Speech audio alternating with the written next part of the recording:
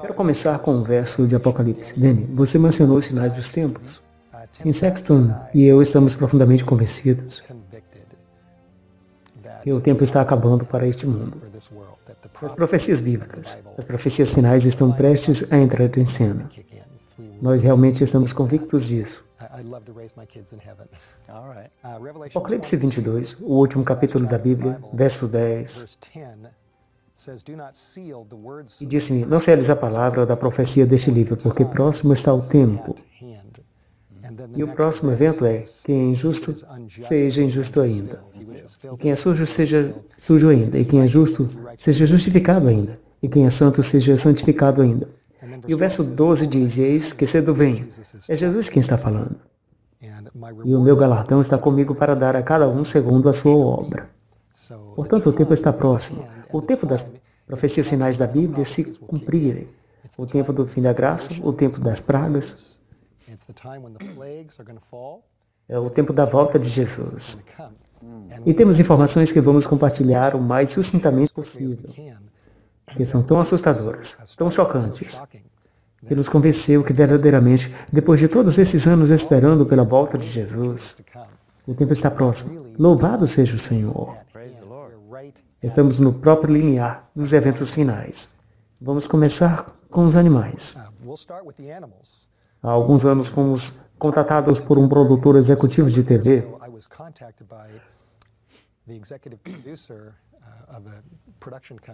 e estava prestando serviços para a National Geographic International e estavam produzindo um documento de 1 hora sobre os animais morrendo ao redor do mundo. Os pássaros, peixes, abelhas, morcegos, golfinhos, baleias. É simplesmente inacreditável o que está acontecendo. Você vê ali uma praia inteira cheia de orcas mortas. Outro dia entrei num shopping e a TV estava exibindo a CNN falando sobre os golfinhos mortos. Há versos bíblicos que falam disso, especialmente em Oséias 4. Vou pegar meu óculos aqui para ler na minha Bíblia. Enquanto você se prepara para ler, Steve, é bom que nossos espectadores saibam que faz alguns anos, começando em janeiro de 2011, quando a mídia foi impactada com isso, foi quando os 5.000 neuropleitos caíram em Bibb, Arkansas. No mesmo dia, 200.000 peixes apareceram mortos no rio Arkansas. 2 dias depois, 2 milhões de peixes foram encontrados em Chesapeake. Daí até o final do ano, milhares de pássaros e milhões de peixes por todo o mundo morrendo em massa em 2011. Em 2012, isso acelerou em países ao redor do mundo, seja na Noruega, Índia, China, Inglaterra, Austrália, Chile, Paquistão, Canadá, Peru, Arábia Saudita e outros, de mortes em massa. Alguns que ressaltam são o do Vietnã em 2012. 60 milhões de ostras morreram, deixando os fazendeiros falidos. Em 31 de dezembro de 2012, milhares de toneladas de peixes mortos apareceram na Islândia. Milhares de toneladas de peixes mortos. Esta morte em massa tem continuado até 2015. Em 14 de janeiro deste ano, a National Geographic publicou um relatório sobre todas essas mortes em massa. Eu vou citar agora, da National Geographic. Mortes animais em massa estão em alta, matando milhões e suscitando perguntas. Bilhões de animais estão morrendo em todo o mundo. E os especialistas realmente não sabem o que está acontecendo. Às vezes eles indicam algum pesticida, isso ou aquilo, como responsáveis pela mudança nos padrões, mas muitas vezes eles simplesmente não fazem ideia. Esse documento que a National Geographic publicou é excelente, basta pesquisar no YouTube.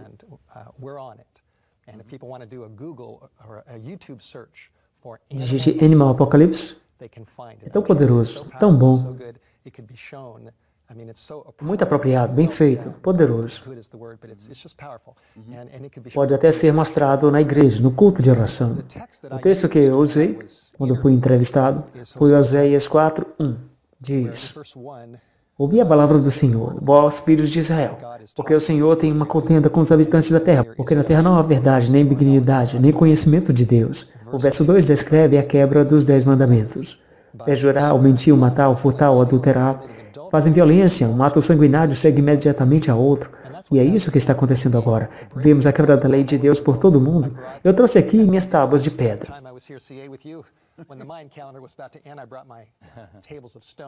A lei de Deus está sendo quebrada, assim como foi outrora em Israel. No verso 3 diz, por isso a terra se lamentará, e qualquer que morar nela desfalecerá.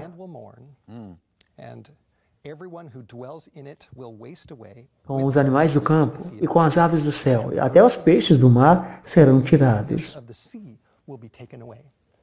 O contexto é, na terra de Israel havia toda essa quebra dos 10 mandamentos. Então Deus diz que isso, mais cedo ou mais tarde, vai transbordar para o reino animal, pássaros, peixes e vários animais sendo eliminados. Mas o ponto mais importante está em 1 Coríntios 10, 11. Paulo olha para a história de Israel e ele descreve dizendo que tudo o que aconteceu naquela época é um exemplo ou um tipo do que vai estar acontecendo no final do tempo. Ao olhar para a história, o que aconteceu com Israel, o que a Bíblia diz, e comparando isso com nossa geração, eu realmente creio que essas mortes em massa, e aliás tem aumentado desde 2011, e temos páginas e mais páginas de relatórios assim, e esse é um dos vários indicadores de que o tempo está próximo. E é muito significativo que quando os animais entram na arca, Deus usou os animais como seu último sinal ao mundo antes do dilúvio, que a porta da arca estava prestes a fechar. E eu estou certo que os cientistas da época olharam para isso e racionalizaram dizendo que isso não é Deus, é um mistério. Não podemos explicar ainda, mas mesmo que tivessem explicação, isso era sinal de Deus, que o tempo da graça estava prestes a fechar. Nós vemos animais morrendo ao redor do mundo. Não estão entrando na arca, mas ainda assim é um sinal do reino animal que o Senhor está usando para falar aos seres humanos. E, de fato, o tempo está próximo. Agora vamos ao próximo sinal. O próximo sinal? Água se tornando vermelha. Durante os últimos 4 anos, não somente tivemos a morte em massa de animais, mas começando em 2011, temos muitos relatórios de todo o mundo de águas se tornando vermelhas como sangue. Texas, Estados Unidos, seja na China, na Rússia, na França. Na imagem do meio, você vê o rio Yangtze, na China. À esquerda do Yangtze, uma praia em Sydney, Austrália. Você tem todos esses relatórios de águas ficando vermelhas como sangue. É interessante fazer a analogia com um texto de Êxodo que o Steve vai compartilhar conosco. Isso foi um pouco antes das pragas começarem a cair nos egípcios. Quando Deus disse a Moisés, é hora de libertar o povo, disse, vai, e vou te dar 2 sinais. Jogue teu cajado no chão e vai se converter em serpente. Coloque sua mão no bolso e quando tirar vai estar leprosa. Então ele diz em Êxodo 4:9 que o Steve vai ler. Se eles não crerem nos 2 sinais que eu te dei, então ele lhes dá um último sinal, antes que as pragas são derramadas. E isso foi um sinal para os líderes de Israel, para o povo de Deus, dizendo-lhes que estava quase na hora das pragas e de seu livramento. Êxodo 4, verso 9. E se acontecer que ainda não creio a estes 2 sinais, nem ouvirem a tua voz, tomarás das águas do rio e as derramarás na terra seca, e as águas que tomarás do rio tornar-se-ão em sangue sobre a terra seca. Agora, isso foi um sinal para os anciãos de Israel, que o tempo do seu livramento estava às portas. E como apareceu esta imagem sobre a tela, temos todo tipo de reportagens.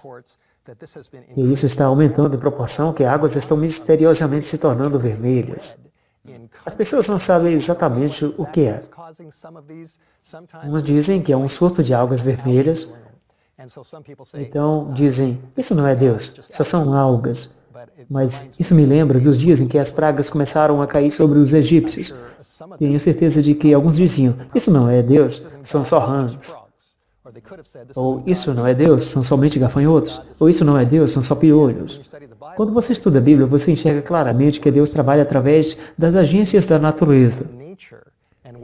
E sejam águas ou não, a realidade é que as águas estão se tornando vermelhas em diferentes países do mundo. E nós interpretamos isso como mais um indicador, assim como Deus deu o sinal para os israelitas, que as pragas estavam prestes a cair. É a mesma coisa para nós. Deus está nos dando o sinal das mortes de animais em massa, como os animais entrando na arca. Esse é o sinal de que o tempo da graça está prestes a se fechar. E Ele está dando o sinal na água nos se tornando vermelha, mostrando ao povo de Deus que nós estamos longe das pragas do Apocalipse 16 caírem sobre a terra, as últimas pragas. E essa é só uma amostra do que está acontecendo nos últimos poucos anos. Falando ao nosso coração, o tempo está próximo. Muito impressionante. Agora, falemos da besta. Esse é mais extenso. Tenho um material aqui no meu computador. Eu tenho dado bastante seminários nesses dias. Tenho sido convidado às igrejas. E recentemente comecei uma série intitulada América, a Besta e a Marca Mortal. O primeiro programa se chama A Besta em Ação. Apocalipse 13, você vai ver a besta que é um personagem principal nos eventos finais. Apocalipse 13:1 descreve uma besta subindo do mar. E tem várias características. No verso 5, tem uma boca falando atrevidamente, que faz guerra contra os santos. O 8, finalmente todos os habitantes do mundo estarão se maravilhando com a besta e adorando-a. Verso 3, todo mundo se admira e segue a besta. E todos sabemos disso, mas é bom reforçar. Os adventistas interpretam este símbolo, esta besta, da mesma forma como os luteranos o interpretavam. Martinho Lutero, que fundou a igreja luterana, John Wesley, que fundou a igreja metodista, John Calvino, que fundou a igreja presbiteriana, Charles Spurgeon, o grande pastor batista de Londres, e a lista vai embora, dos protestantes, os quais, como nós, interpretam essa personagem como um símbolo da igreja romana.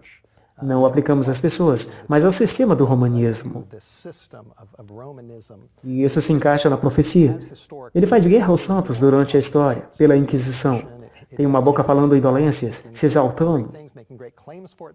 E a informação que vamos dar, esse poder eventualmente se tornando uma autoridade sobre todo o planeta Terra, e o mundo inteiro se maravilhando, isso está realmente acontecendo perante nossos próprios olhos. Quando você olha para todos esses fenômenos,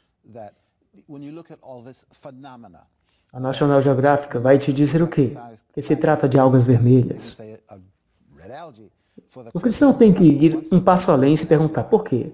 Por que agora? Por que tantos? Por que tão concentrados? Observando esses fenômenos, a verdadeira pergunta é, por quê? E quando você começa a refletir assim, descobre que é um sinal de outra coisa. Alguma coisa mais profunda está acontecendo. Não basta constatar isso, tem que se perguntar o porquê. Jesus disse aos fariseus em Mateus 16, sabeis discernir a face do céu, e não conseguis discernir os sinais dos tempos. Precisamos de discernimento espiritual para ver o que está acontecendo neste planeta. Seria isso, de fato, uma parte da sequência final? E há coisas acontecendo com a Igreja Romana que são extremamente significativas. Neste momento, botemos a você, Tim, começando com Bento. Você lembra de 11 de fevereiro de 2013? O Papa Bento anunciou sua renúncia como Papa. Isso foi um evento muito significativo, pois poucos papas já renunciaram até então. É interessante que ele tenha escolhido esta data, pois os que estudam as profecias bíblicas atentam para a cura da ferida de Apocalipse 13, começando com 11 de fevereiro de 1929, quando Mussolini fez um acordo com o papado para dar a cidade do Vaticano de volta ao papado, que por sua vez fora ferida pela Revolução Francesa, certo? Então Bento escolheu essa data para anunciar que estava abdicando do cargo. E isso foi significativo. Outra reportagem saiu no mesmo dia e foi repassada pelas agências ao redor do mundo. No dia em que Bento anunciou sua renúncia, caiu um raio sobre o Vaticano. Aliás, não uma vez, mas duas. Algumas agências se perguntavam, seria isso um sinal de Deus?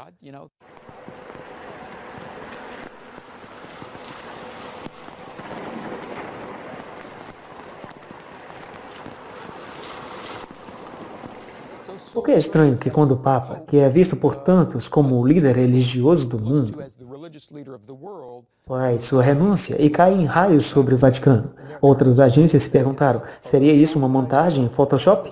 E concluíram que isso foi real. E outra coisa interessante foi o porquê da renúncia do Papa. De acordo com certas agências, Bento XVI teve algum tipo de experiência sobrenatural, mística.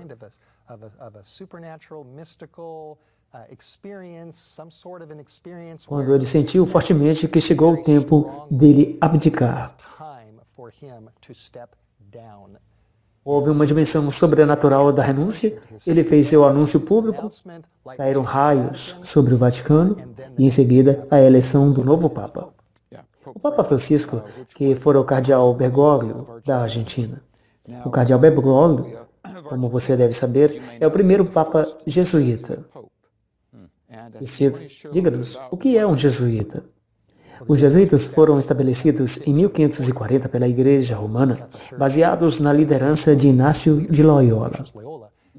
Os propósitos do jesuíta era contrafazer a influência do protestantismo, solapá-lo, basicamente destruí-lo, e trazer a Europa e os demais países que estavam sob a influência do protestantismo de volta à Igreja Romana. Outra coisa expressiva foi que, quando Francisco foi eleito Papa, na próxima noite, Francisco também passou por algum tipo de experiência mística, o que transformou quase em uma pessoa diferente. Temos uma imagem do antes e depois, como uma mulher que perde peso.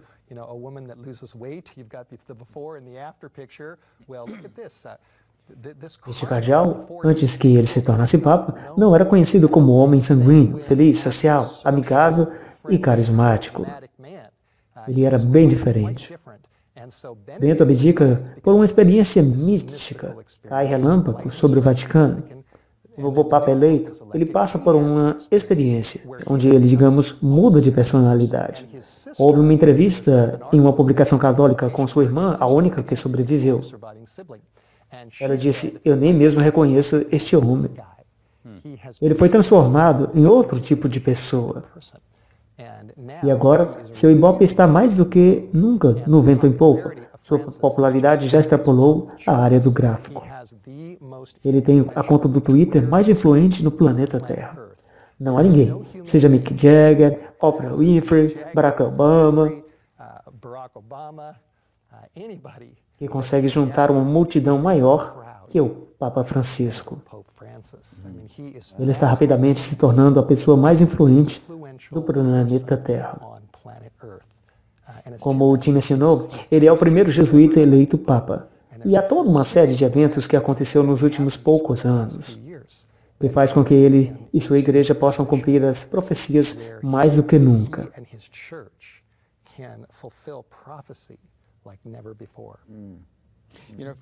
Volta ali aquela imagem do antes e depois. Ela é de uma revista argentina.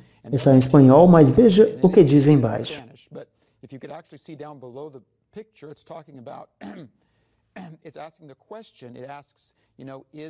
Seria ele um marqueteiro, um estadista ou um produto do Espírito Santo, por sua transformação radical? Uma imagem com o rosto carrancudo, como o cardeal Bergoglio da Argentina, e a outra imagem como o radiante, feliz, avô amoroso, Papa Francisco, que está atraindo todos, incluindo os grupos marginais.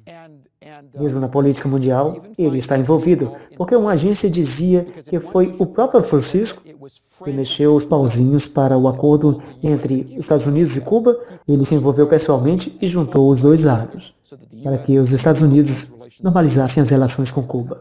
Tim, e o que dizer da mudança climática? Porque isso é parte da trajetória onde as coisas estão se movendo em direção a um ponto.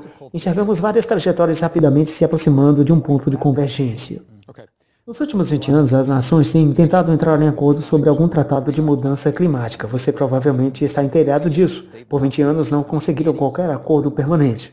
No final de 2014, o Vaticano anunciou que o Papa iria tematizar a mudança climática e o meio ambiente.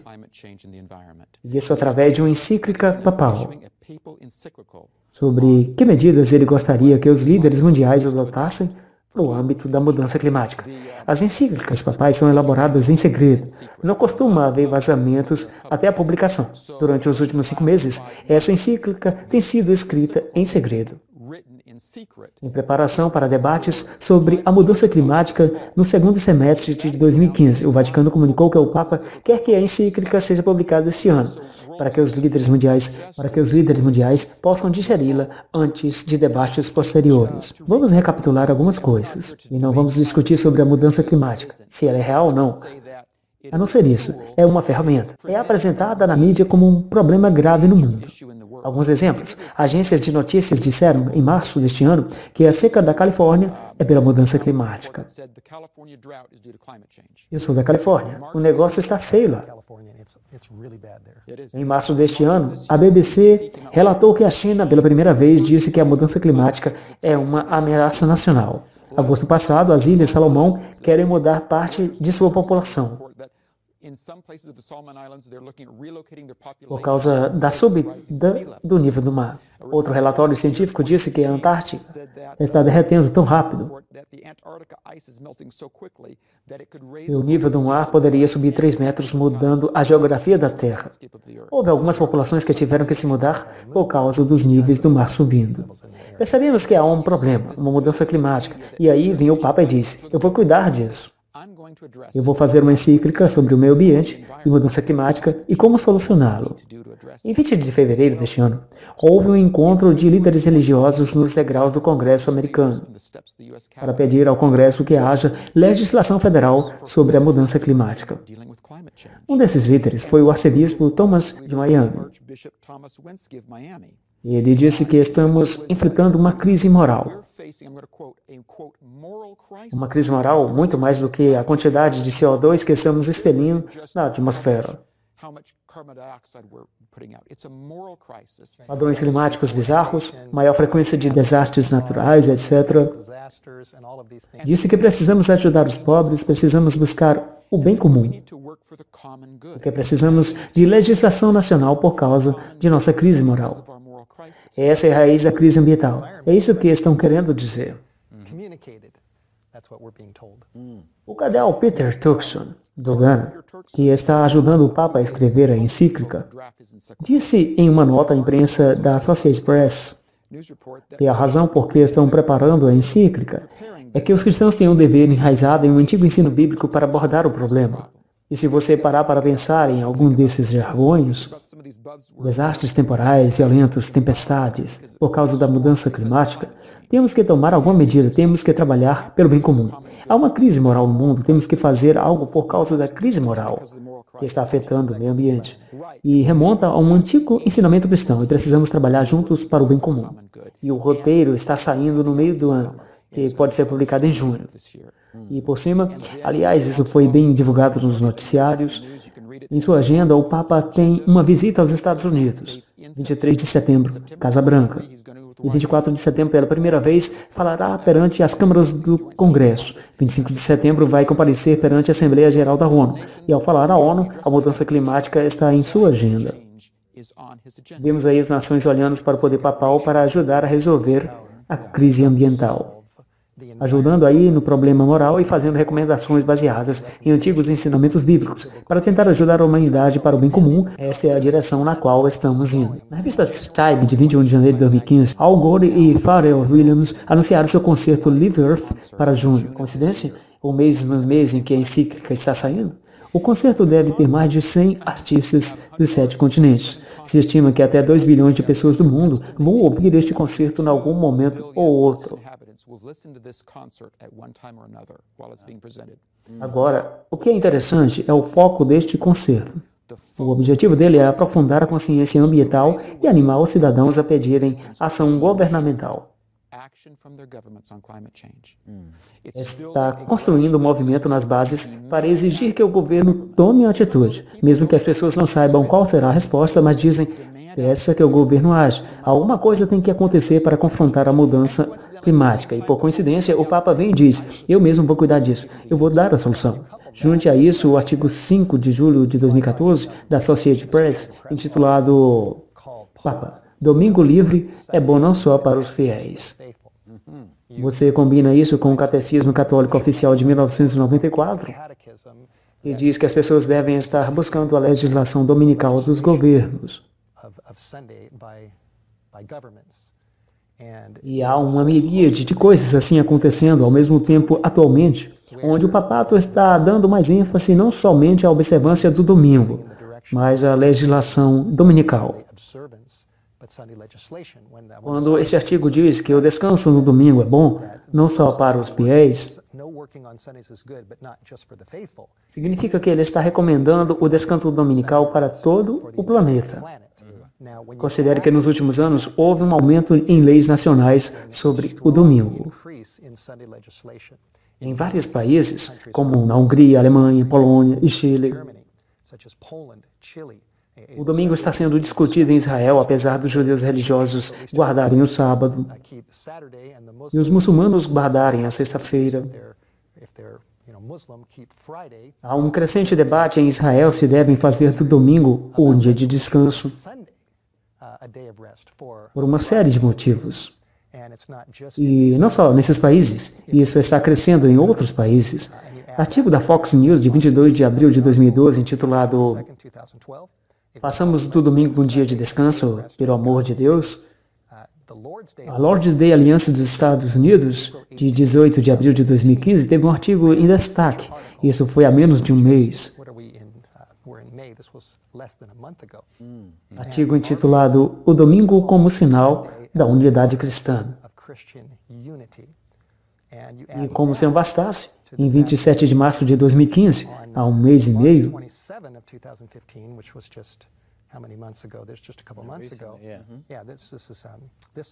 houve um artigo da CNN. Senadora diz que ir à igreja deveria ser obrigatório.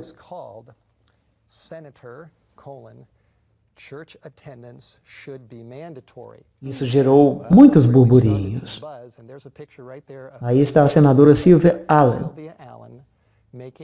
Ela fez um parênteses, comentando um projeto de lei sobre porte de armas e disse: "Como vamos ter um renascimento moral nesse país? Eu não sei, pois a religião está sendo corroída. Provavelmente deveríamos estar discutindo uma lei que requer que todo americano vá a uma igreja da sua escolha no domingo". A sua ideia criou uma grande agitação. Muitos repórteres correram atrás dela. Ela ficou rotulada com essa afirmação. Gerou muita polêmica, mas o fato é que ela disse isso. De onde vem tudo isso? E isso está acontecendo ao mesmo tempo em que se proliferam leis dominicais em muitos países. Você tem o Papa apelando para o domingo, tem o assunto da mudança climática, temos o homem que ajudou no rascunho da primeira encíclica, dizendo que sua solução tem que ver com um antigo ensinamento bíblico. Você vê a popularidade do Papa crescendo. Quero ler uma citação do livro O Grande Conflito, 605, a página. Ao ser a questão da obrigatoriedade da observância do domingo amplamente agitada, de se aproximar o fato há tanto tempo duvidado e descrito. E a terceira mensagem produzirá um efeito que antes não seria possível produzir. Isso foi escrito por uma mocinha chamada Ellen White, que adventistas do sétimo dia a têm em alta estima. Cremos que Deus deu sua pena ao ela escrever O Grande Conflito há mais de 100 anos. Ela prediz um tempo em que a questão do domingo será amplamente agitada. Só para clarear, nós adventistas cremos não somente em Jesus como nosso Salvador, na Bíblia como Palavra de Deus, nas profecias e na segunda vinda. Cremos também nos sinais dos tempos, que a primeira besta do Apocalipse 13 é o poder papal. Cremos que a Igreja Romana fez o que jamais poderia ter sido feito.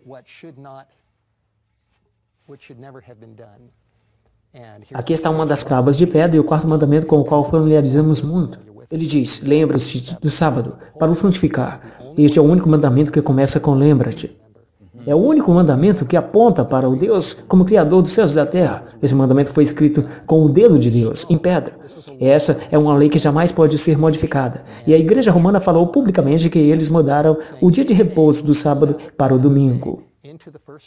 Também falaram publicamente que o domingo é uma marca da autoridade deles, como igreja verdadeira. E os adventistas do sétimo dia não aceitam essa mudança do dia de Deus para o primeiro dia da semana. O domingo hoje é seguido por cristãos sinceros ao redor do mundo, muitos dos quais irão para o céu, porque conhecem a Deus e seguem a luz que tem da melhor forma possível. Mas cremos que está chegando o tempo, e estamos pregando isso por mais de 100 anos, o tempo que esta marca da autoridade romana será amplamente agitada nos noticiários. E mais cedo ou mais tarde será endossada com leis. Nessa época, o mundo terá uma oportunidade final de tomar uma decisão entre o Criador e a besta que mudou a lei de Deus. E esse é um teste que está chegando. Podemos vê-lo aparecendo no horizonte. Está chegando perto. As evidências estão ao nosso redor que o papado está fazendo o que a Bíblia predisse. Está pressionando a observância do domingo. Estamos chegando muito perto. O tempo está às portas para essas profecias finalmente se cumprirem. Isso vai ser tematizado neste ano. A ênfase no artigo que saiu há poucas semanas é que em 2015 é a última chance para a mudança climática efetiva. E o Papa tem agendado falar à ONU em setembro. E sua encíclica está saindo no mês que vem, em junho de 2015. Vai falar perante as duas câmaras. E sai o artigo da AP dizendo que o descanso dominical não é somente algo para católicos.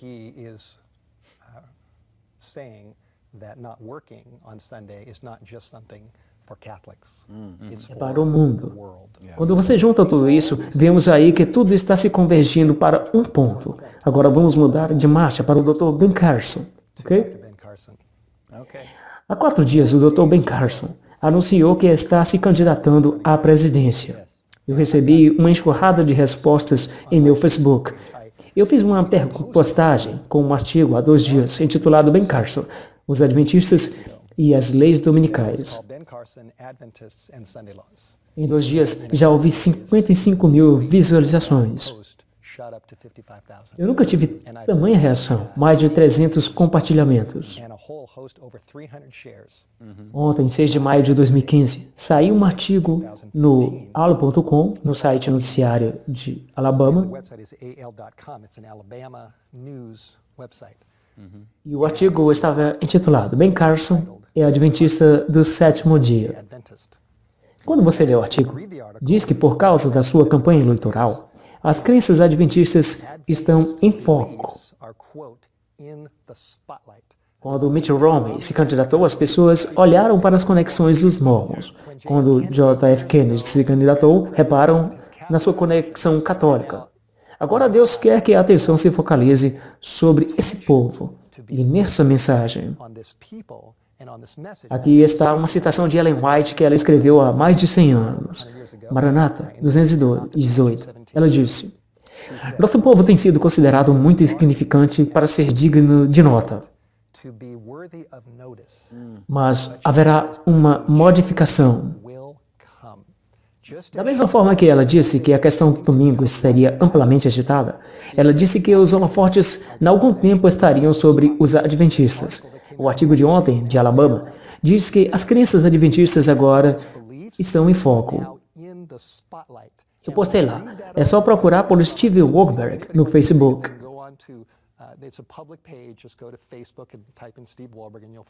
O artigo diz que os adventistas acreditam na saúde, que guardam o sábado, e também tem uma imagem da besta assustadora de Daniel 7, que representa o Império Romano, com os 10 chifres e o chifre pequeno saindo, dizendo que os adventistas do sétimo dia creem que o poder papal representa o anticristo. Agora você tem a mídia olhando para isso. Eu digo para vocês, Dene e CIA, as peças estão se encaixando. Tenho certeza de que o Departamento de Relações Públicas da Associação Geral está bem consciente do que está acontecendo. Eu estou confiando nos irmãos que, ao eles serem analisados, representem bem a Deus, a Bíblia e a mensagem na qual os adventistas do sétimo dia creem. Creio que farão isso, espero que sim. Vemos as coisas convergindo. E eu espero que você mencione, Tim, o que você estava esperando para falar sobre o que o Papa Francisco falou publicamente e que a mídia relatou, que ele está bem consciente que o tempo está acabando.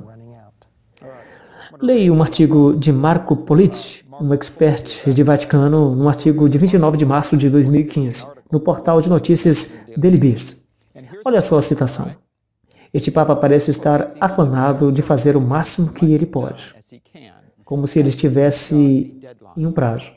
Ele continua falando sobre como seu tempo é curto, mas não é porque ele está doente.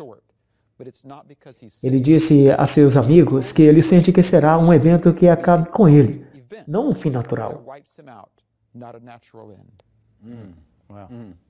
Vindo de Marco Politi, um profundo conhecedor do Vaticano, dizendo, o que quer que Francisco faça, ele tem pouco tempo. Eu me lembro disso na Bíblia, de algum lugar. Apocalipse 12, 12. Tem outro ser que sabe que pouco tempo lhe resta. Diz que Francisco tem pouco tempo para fazer o que tem que fazer. Por isso, o que quer que faça, o fará agora. Francisco disse publicamente que ele sente que poderá ter somente 2 anos de papado. Eu vejo a misteriosa providência de Deus nisso. Sabe quando Sadraque, Mesaque e Abednego se recusaram a se prostrar perante o ídolo de Nabucodonosor, ou se recusarem a quebrar o segundo mandamento, e eles foram lançados no fogo. Jesus entrou no fogo com eles? Isso em Daniel 3. Nabucodonosor ficou chocado com os 3 andando livremente no fogo. Então apareceu um quarto lá dentro do fogo, que parecia o Filho de Deus. Ele mandou que saíssem. Enquanto Sadraque, Mesaque e Abednego, esses 3 homens saíram daquele fogo, todo o reino administrativo de Babilônia estava olhando para esses 3 homens. E Deus vai coordenar os eventos de tal forma para que o mundo olhe para o povo que proclamará as 3 mensagens angélicas nas horas finais. E acredite, o palco está montado. Você consegue sentir que tem algo vindo por aí. Você sente isso nos seus ossos. É algo grande que está vindo. Posso sentir meus ossos. Louvado seja o Senhor. Jesus está vindo logo. Estou animado. Agora, no primeiro século, as pessoas estavam confusas no que se refere à profecia. Tinham uma noção totalmente errada de que o Messias faria quando viesse. Mas Jesus estava cumprindo as Escrituras. E quando olharam para ele, não reconheceram, porque diz, veio para o que era seu e não receberam, porque tinham mal interpretado as profecias. O mesmo está acontecendo agora. O mundo religioso está mal interpretando as profecias, que estão prestes a se cumprir perante os olhos. E a profecia é a terceira mensagem angélica. Quero lê-la.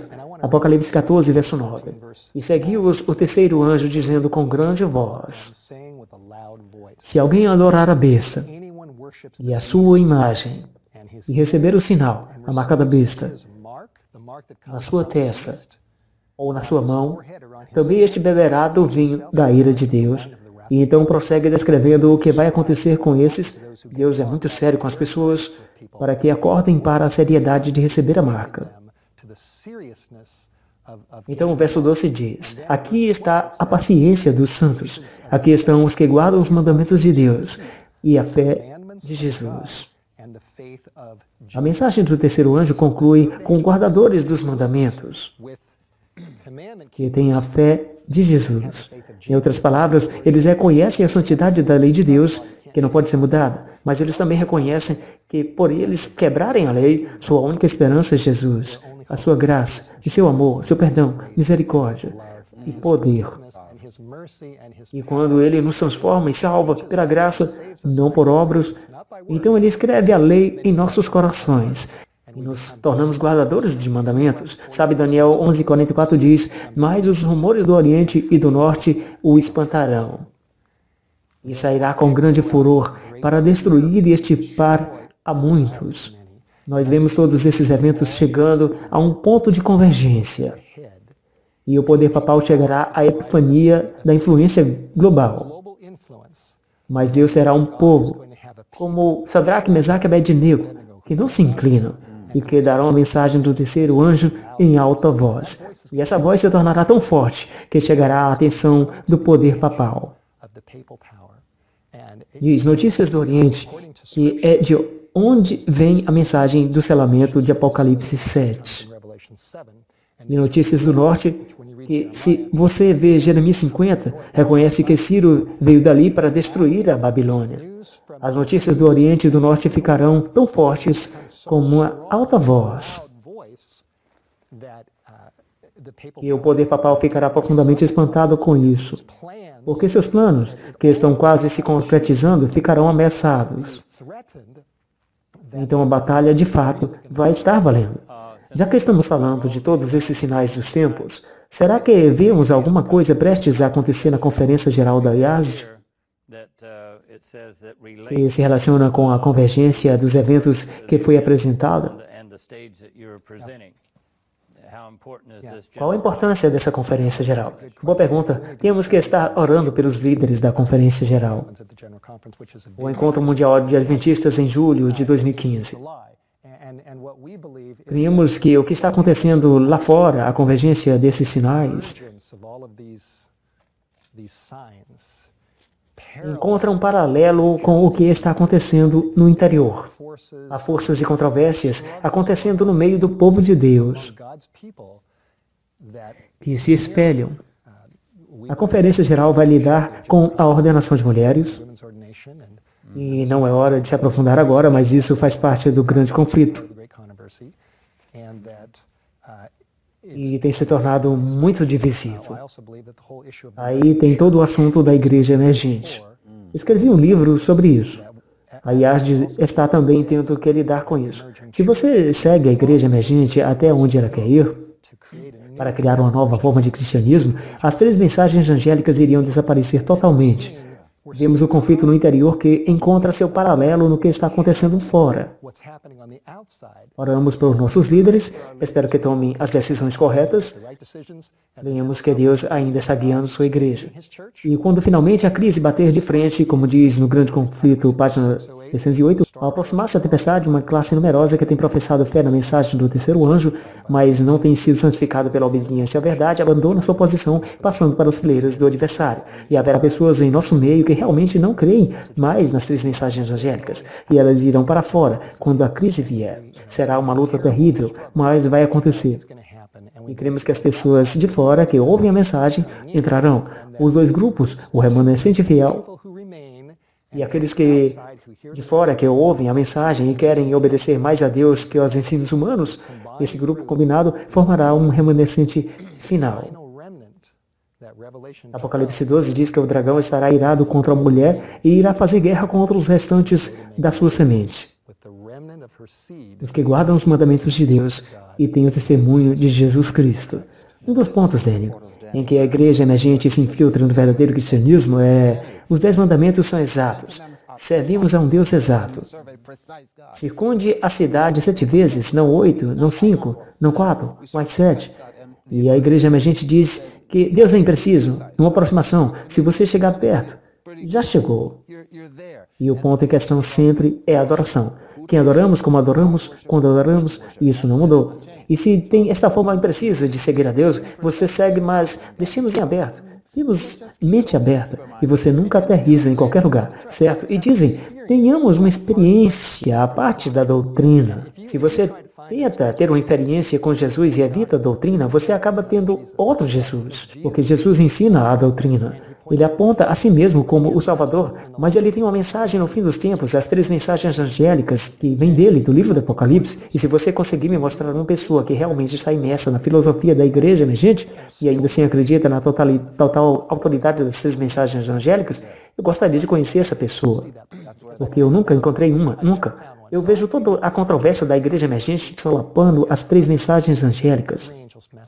Eu vejo um assunto de ordenação de mulheres como geradora de muitas controvérsias. Eu creio que há um certo e errado nisso. A Bíblia é muito clara. Os 10 mandamentos fazem a distinção de sexos. Se nos afastamos da distinção de sexos, nós, mais cedo ou mais tarde, vamos avançar para outras áreas de falta de distinção de sexos. E assim teremos todo tipo de problema. A resposta é as 3 mensagens angélicas e o Evangelho de Jesus Cristo.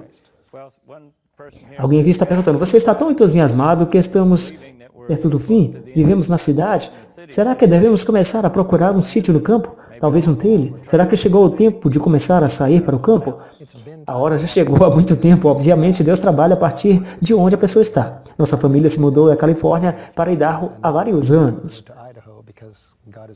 porque Deus nos deu o conselho de sair da cidade. É um ótimo lugar para educar nossos filhos e é ali a sede do nosso ministério.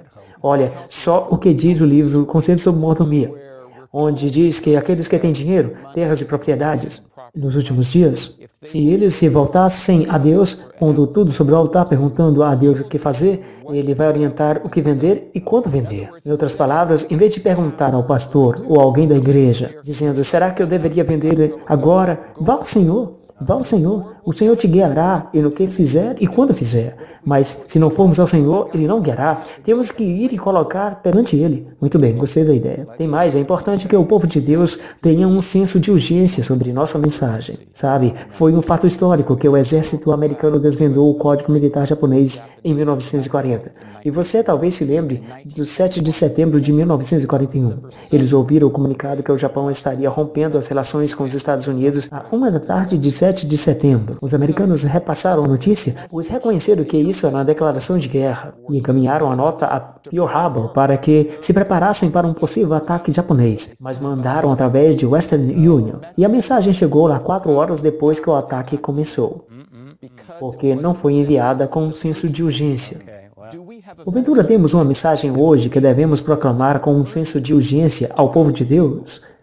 Não se reclinar e deixar que seu próximo ande por seus próprios caminhos sem avisá-lo que Cristo está voltando. Temos. As Escrituras dizem, o tempo está próximo. Que Deus nos ajude, que ajude a você que assistiu esse programa a sentir em seu ritmo que o Espírito está falando contigo. E chegou o tempo de se preparar para o céu. Apronte-se, entregue seu coração a Jesus e envolva-se na obra. Deus vai nos proteger e vai ser tão glorioso quando Jesus venha. Não vejo a hora. Ver meu Salvador, que deu sua vida. Muito obrigado por seu ministério. Ore por nós, oremos por vocês, porque vocês viajam muito. Tantos voos para cá e para lá. Continuamos a levar esta mensagem ao mundo perdido e prestes a morrer. Uau, o tempo voa. Mas da parte do Timothy Sexton, Steven Wurberg, Danny Shelton e eu, Cia Murray, desejamos a você graça e paz pelo nosso Senhor e Salvador Jesus Cristo. Continue servindo. Nos vemos em breve. Boa noite e Deus te abençoe.